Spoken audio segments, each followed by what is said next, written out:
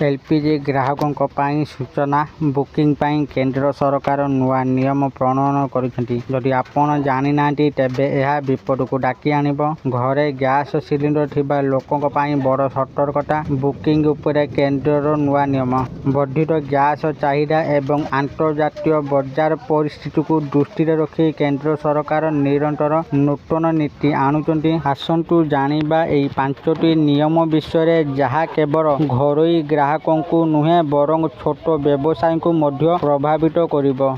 आसंतु आज आम यही अपडेट विषय जानिबा ए वीडियो माध्यम रे। तेणु वीडियो को आरंभ करबा पूर्व आपण समस्त को अनुरोध जो माने एपर्यंत आम चैनल को सब्सक्राइब करनांती आपण माने एबे ही आम चैनल को सब्सक्राइब करदंतु। आ ए वीडियो को बहुत मात्रा लाइक शेयर कमेंट करदंतु। एबे चलंतु देरी न करके आज ए वीडियो को आरंभ करबा। प्रति आर्थिक वर्ष हठात एप्रिल मासरे साधारण लोकों दैनंदिन जीवन को प्रभावित करुवा अनेक आर्थिक एवं सामाजिक नियम परिवर्तन हुए। से मध्य प्रत्येक घरे थिबा गैस अंतर्भुक्त। गैसर वर्धित चाहिदा एवं अंतर्जातीय बजार परिस्थिति को दृष्टि रखी केंद्र सरकार नूतन नीति आणुचंती।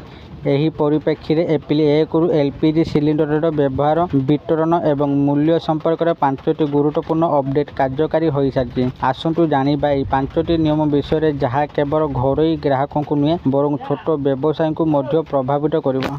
एप्रिल 1 तारिख रु वाणिज्यिक सिलिंडर मूल्य रे बड़ परिवर्तन आसीछि, किंतु 14.2 किलोग्राम घरोई सिलिंडर मूल्य रे कौनसी परिवर्तन होई नथिबारु साधारण लोक आश्वस्त होइचंती। जार मूल्य वर्तमान दिल्ली रे 913 टंका।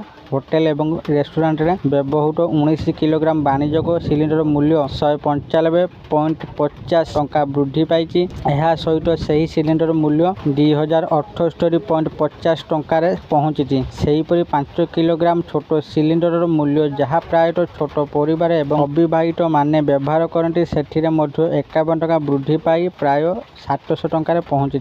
बुकिंग गैप वृद्धि पाई। एपर्यंत गोटे सिलिंडर बुक करबा पर अन्य को बुक करबा पई केवल 21 दिन अपेक्षा करबा को पड़ुला, किंतु वर्तमान सेही लॉक इन पीरियड नियम बदली जाइछि। शहर रे रहुथिबा ग्राहक मानक वर्तमान 2टी बुकिंग मध्य ठीक 25 दिन अपेक्षा करबा को पड़िबा। ग्रामांचल रे एही गैप 45 दिन स्थिर करा जाइछि। यह केवल 14.2 किलोग्राम घरोई सिलिंडर पई प्रयोज्य। अवैध गच्छितता बंद करबा एवं समस्त योग्य लोकों को निरंतर गैस जोगान सुनिश्चित करबा लक्ष्य तैल कंपनी गुड़िक यही निष्पत्ति नहीं। पाइप नेचुराल गैस पीएनजी उपलब्ध थिबा अंचल रे सरकार एक कठोर निष्पत्ति नहीं, जहाँ परिवेश पई अत्यंत भल। सद्यतम निर्देश अनुसार जदि पीएनजी उपलब्ध थिबा अंचल रे ग्राहक माने जून 24 सुधा पीएनजी व्यवहार न करती तेबे सेमानकर एलपीजी जोगान बंद हो जिवो। सिलिंडर परिवहन बोझ कम करबा एवं प्रदूषण ह्रास करबा पई एही समय सीमा लागू करा जायछि। जदि आपनक अंचल रे पाइपलाइन गैस अछि तेबे तुरंत संयोग कराइबा भल।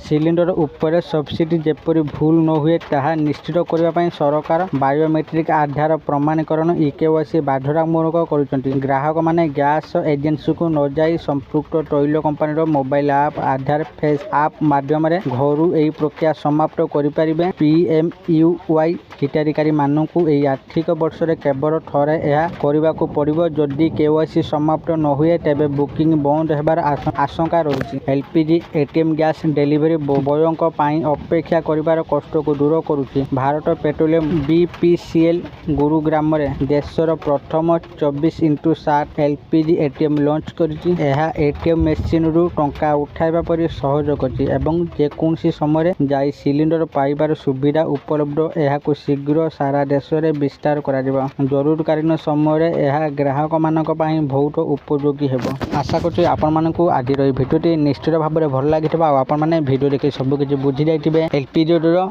जो 5टी नुआ अपडेट आसी आपण माने এই ভিডিও মাধ্যমে सब किसी बुझी जाइए। যদি आपको ये भिडियो भल लगी था दयाकोरी ये भिडियो को बहुत मात्रा लाइक शेयर और कमेंट करूँ। आउ जो मैंने एपर्यंत आम चैनल को सब्सक्राइब करना आपको अनुरोध आपण मैंने एबे ही आम चैनल को सब्सक्राइब कर आज ये फोन देखा आउ एक नुआ भिडियो से पर्यंत मु दीपू आपण मान विदाय नौची।